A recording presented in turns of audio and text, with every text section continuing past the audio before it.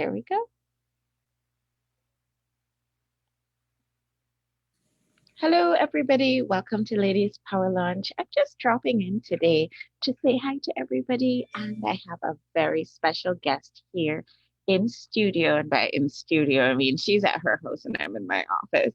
But here with us today, we have a very, very dear friend. She is somebody that I hold in such high esteem. She's an excellent creative person. She is also one of the Ladies Power Lunch super sponsors. And so I'd like to welcome to the stage today, April Brown. April, welcome. Can you tell everybody who you are and what it is that you do? Well, thank you. I am so happy to be here. And as you mentioned, I am April. And I'm going to introduce myself today as saying I'm multifaceted, that many of the Lady Power Lunch women will know me from my jewelry and my gifts with intention. But I also am a children's book author, and which is what we'll be talking about today. But I also am in my spare time when there is something, and I know you understand because you do so many things, is a quilter, a grandmother, a wife, a mom, and just, it's wonderful. It's a wonderful life. You know what? One of the most wonderful things about being in this community is that we all understand each other. We really, really get it because we are all those things. You Right. know, we're all doing our businesses. We all have some creative side of us that we're trying to express. We have our families that we're taking care of. There is so much that makes us up. And it is so wonderful to see that you are being expressed in all these different areas. It's outstanding. So tell us a little bit today about your newest project. Well, I'm thrilled, first of all, that I am sharing this for the first time publicly with you in Ladies Power Lunch. But It's a scoop, guys. You heard it here first. that's right. So I have published a book, a children's story book, and it came about when I attended a women's retreat for a day last January before the pandemic. And we were encouraged to write down one big bodacious goal that we wanted to accomplish.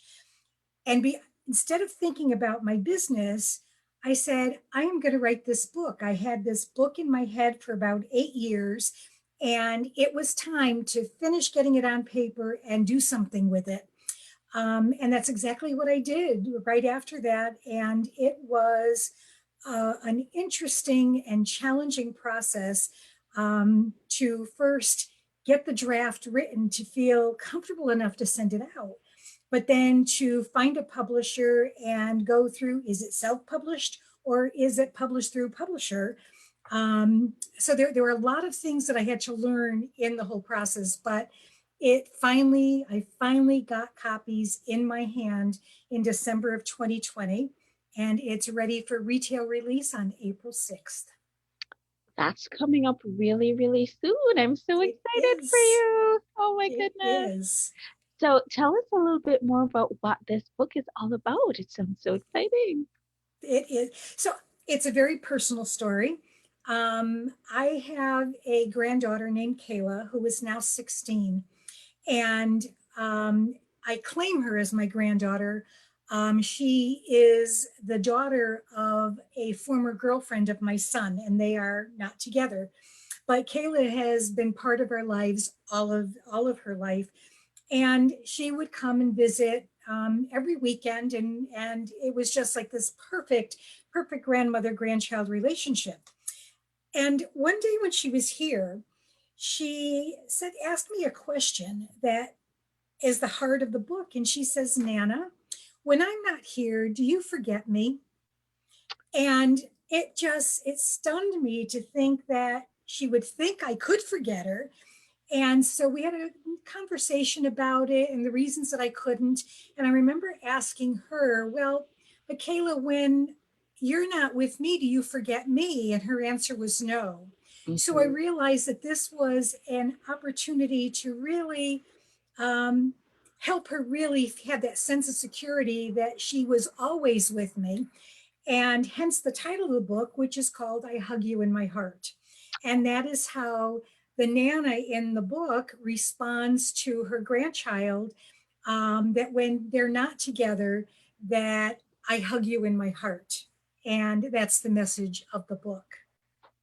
That is so, so beautiful. It just makes my heart sing because, it obviously applies to our kids and our grandkids, but I feel like it applies also to pretty much anybody who is in any proximity to us, even though we're not together. And this is a Right, perfect time to share this message, even though we're not together, because we can't get together in the ways that we used to, because right, we're in the middle of a global pandemic, because so many things have changed since we were able to do these things.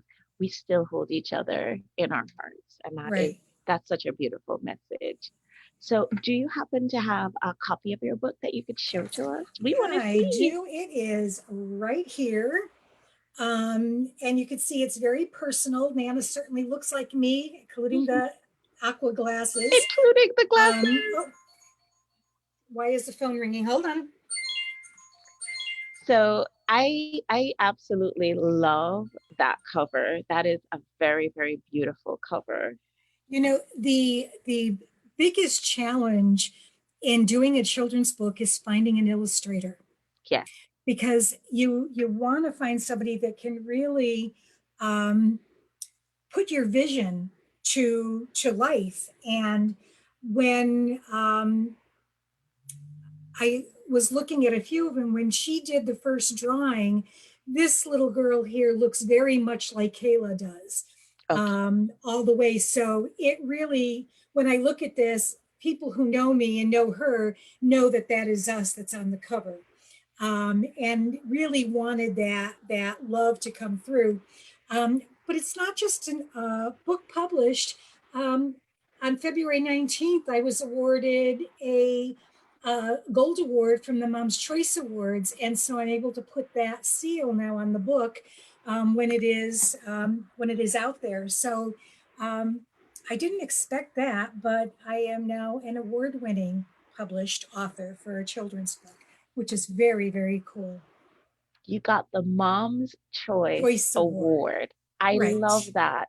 And I can see how that would happen because this is such a great message for us as mothers to share with our children. It's amazing. It's an absolutely well deserved award. So, congratulations, Thank you. April.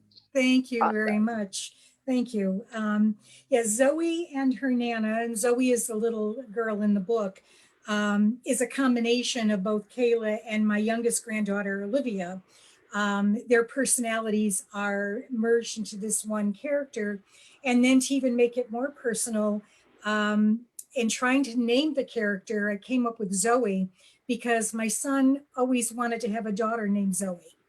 So Mhm. now he has one in my book, Now he does. which is really cool. So yeah, it is really personal, and what I'm hoping is that, well, the timing couldn't be better because, as you mentioned, with the pandemic and just not being able to see each other. But in the story, Zoe and her parents are moving away. So, and that is also part of our lives, is that families aren't living in proximity to one another either, that they're in long Mhm. distance. And so it's using ways to develop relationships or connections so that the child knows that he or she is loved by those that are not with them all the time. That's an absolutely beautiful, beautiful idea. It's always great to be able to share these life lessons with our children through Right. stories, through beautiful, wonderfully told stories. And I have to say, I also do like the illustrator that you chose because the illustrations are very beautiful as well. She did a phenomenal job. Her name is Jean Conway, and she's out of St. Louis. Hmm. And the my editor had told me how much she had loved the story, as well. And she's actually the individual who encouraged me to submit it for awards. Okay. that she felt that she's done many children's books, but she felt that this one was something special, Yes, and it shows in her illustrations as well. I loved the watercolor look with it, but even in the front page, just you can see that Nana and Zoe love being together, um, doing all kinds of things. I don't know if you can see I little can. girls and Yeah. their craftiness, um, but playing outside and making cookies and all these wonderful things that these two characters just do together. And you're such an amazing Nana. Like everybody should have a Nana like you who Oh, does all the thanks. crafty things. And I know when I'm a grandmother, I'm gonna be a different kind of grandmother. I'm probably not going to be the craftiest, but it's so lovely that, you're able to share your gifts and talents with your grandchildren. That's wonderful. So, April, what's the biggest takeaway that you would like us to take from your story? The biggest thing that we should all just learn from everything that you had to go through to write this book to everything that's included in the story.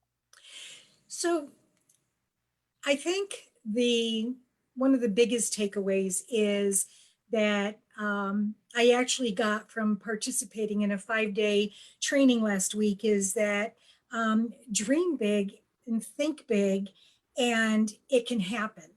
And so while this was a long held dream, I didn't allow myself to manifest it, to say, I am going to do this until that day last January, in January 2020, when I actually wrote it down. And I had never done anything like that before. So I think it's to dream big and then to set about um, putting it into action. And I talked with someone we both know, Elizabeth Hill, Mhm. because of her publishing, and she was a wonderful advisor. So it's in finding people that you can talk with that have some knowledge to help you move into a direction to make it happen.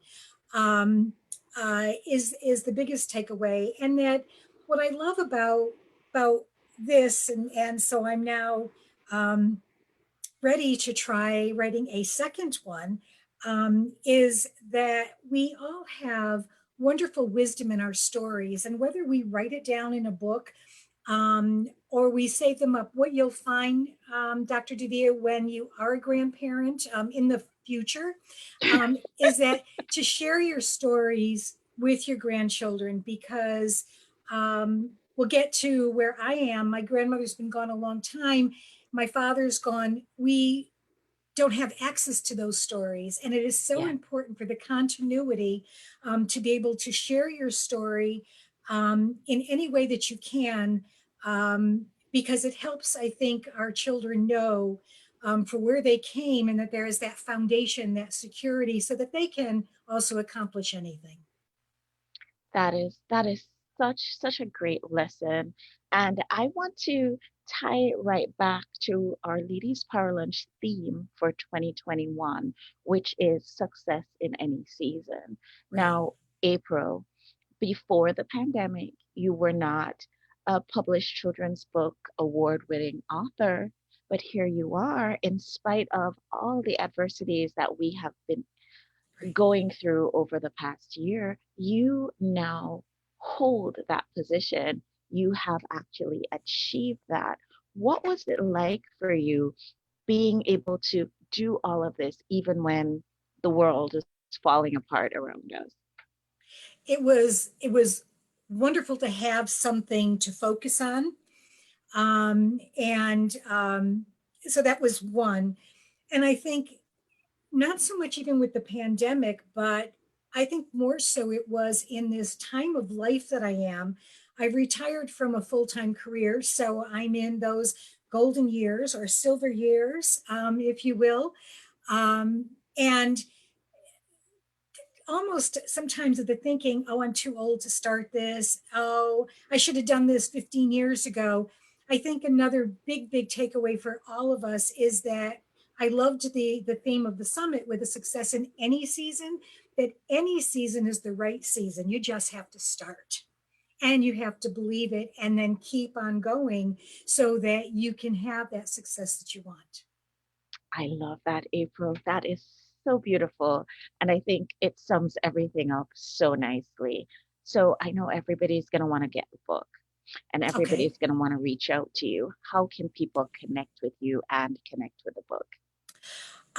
It is on my website, my jewelry website. If you scroll down, you'll see a section that says my books. And so that's at aprilbjewelry.com. And that is where it can be purchased. Right now, I'm the one that is, you can purchase from me. I will autograph the book for anyone who buys it from me. It doesn't go live into the retail world until April 6th. So 3 weeks from now, there should be many more outlets. We are hopeful that it'll be picked up by the major outlets like Amazon and Barnes and Noble, but right now it is mine. So connect with me through Facebook, through Ladies Power Lunch, message me, and I will connect you to be able to get a copy of the book. And your website again, April. aprilbjewelry.com. Wonderful. April, it's been such a pleasure talking to you Oh, today. And thank you. our friends over on our Ladies Power Lunch Facebook group, they're sending you all sorts of hearts and likes, and there are many lovely comments over there for you. So I would invite you to go check them out. I Thank shall. you for Thank you. making time for us. Thank you for being a Ladies Power Lunch sponsor. That is huge. And all the profits from sponsorship go to our dream of helping women who are struggling in their businesses.